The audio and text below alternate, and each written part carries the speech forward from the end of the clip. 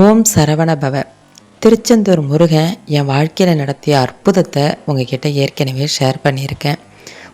நான் திருச்செந்தூர் போனப்போ என்னோடய பர்ஸு ஃபோனு எல்லாம் தொலைஞ்சி திரும்ப எனக்கு கிடைச்ச ஒரு அற்புதத்தை சொல்லியிருக்கேன். அதே போல் திருச்செந்தூர் முருகன் அப்படின்னு சொன்னாலே ரொம்ப ரொம்ப பவர்ஃபுல்லாக ரொம்ப சக்தி வாய்ந்த ஒரு இடமா அது இருக்குது.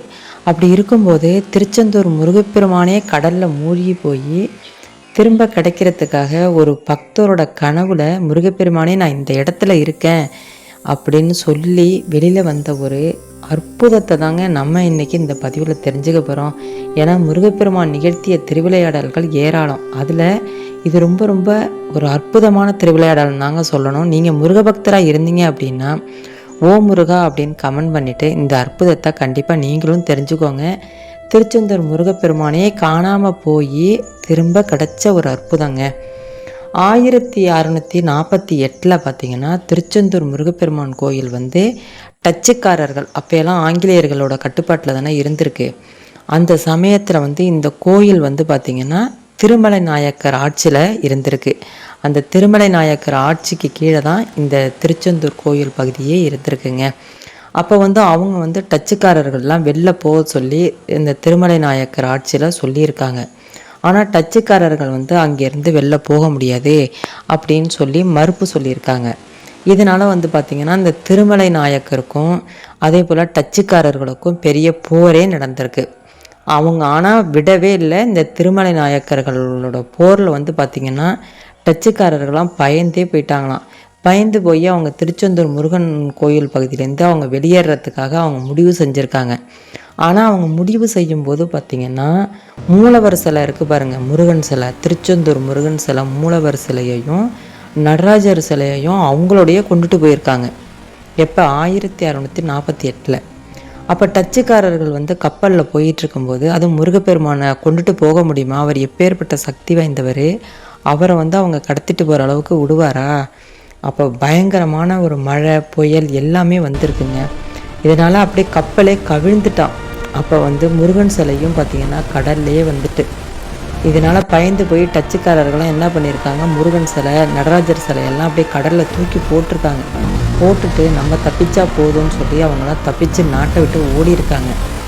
அப்போ பிறகு பார்த்திங்கன்னா ரொம்ப வருஷம் கழித்து திருமலை நாயக்கரோட பிரதிநிதியாக இருந்திருக்காரு வடமலையப்பங்கிற ஒருத்தர். வடமலையப்பன் பிள்ளையோட கனவுல முருகப்பெருமான் நான் இந்த இடத்துல கடலில் இருக்கேன் அப்படின்னு சொல்லி அதற்கு மேலே ஒரு எலும்பிச்சம்பழத்தையே மிதக்க விட்டுருக்காரு. எப்படி கனவுலையே சொல்லியிருக்காரு நான் இந்த இடத்துல இருக்கேன் அப்படின்னு சொல்லி எலும்பிச்சம்பழத்தையே மிதக்க விட்டுருக்காரு.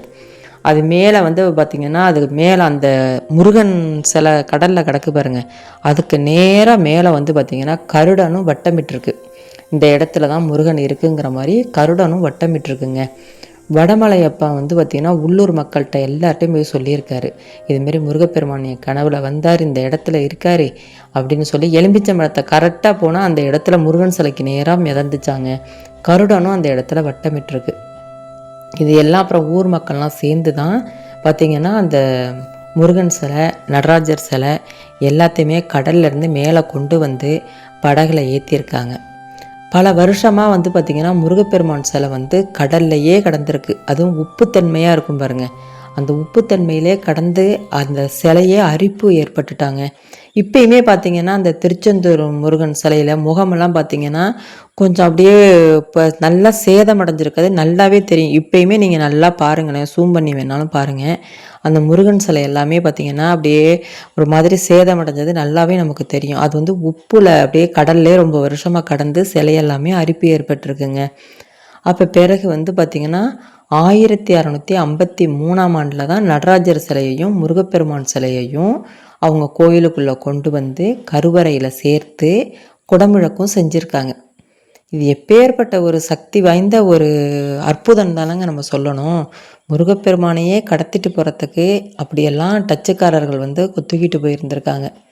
ஆனால் அவர் எப்பேற்பட்ட சக்தி வாய்ந்து அந்த கடல்லையே அவர் கடந்து, ஆனால் அங்கேயே கடக்காமல் அந்த வடமலையப்பன் கனவுல சொல்லி இப்போ அந்த முருகன் இன்றைக்கி கோடான கோடி மக்கள் வாழ்க்கையில் ஒளியேற்றிக்கிட்டு இருக்காரு.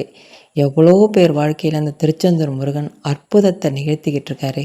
ஆனால் பாருங்க அவரையே கடத்திட்டு போயிருக்காங்க. அப்போ நான் என்னோட பர்ஸு போன தொலைஞ்சதெல்லாம் பெருசே இல்லைங்க. உண்மையாக சொல்கிறேன், தெய்வத்துக்கே இப்படி ஒரு சோதனை வந்திருக்கு. ஆனால் அவர் விடலை, முருகப்பெருமான். இதுதாங்க எனக்கு நான் இப்போ தான் அந்த ஒரு அற்புதத்தை வந்து நான் தெரிஞ்சுக்கிட்டேன். ஏன்னு கேட்டிங்கன்னா, திருச்செந்தூர் முருகனை நீங்கள் ஜூம் பண்ணி பார்த்தீங்கன்னா, அவர் முகத்தில் அப்படியே ஒரு மாதிரி புள்ளி புள்ளி புள்ளியாக அப்படியே சலிஞ்சு போன மாதிரி அந்த முகமே ஒரு இதாக இருக்கும். ஏன் அப்படி இருக்குது அப்படின்னு தெரியலையேன்னு தான் நான் வந்து போட்டு நான் சர்ச் பண்ணி பார்க்கும்போது தான் இந்த வரலாறே எனக்கு தெரிஞ்சுதுங்க. இதை நான் உங்ககிட்டயும் ஷேர் பண்ணிக்கணும் அப்படின்னு தான் ஷேர் பண்ணிக்கிட்டேன். நீங்கள் முருக பக்தராக இருந்தீங்க அப்படின்னா, நீங்களும் உங்களுக்கு தெரிஞ்ச முருக பக்தர்களுக்கெல்லாம் இந்த வரலாறை ஷேர் பண்ணுங்கள். ஓ முருகான்னு கமெண்ட் பண்ணுங்கள்.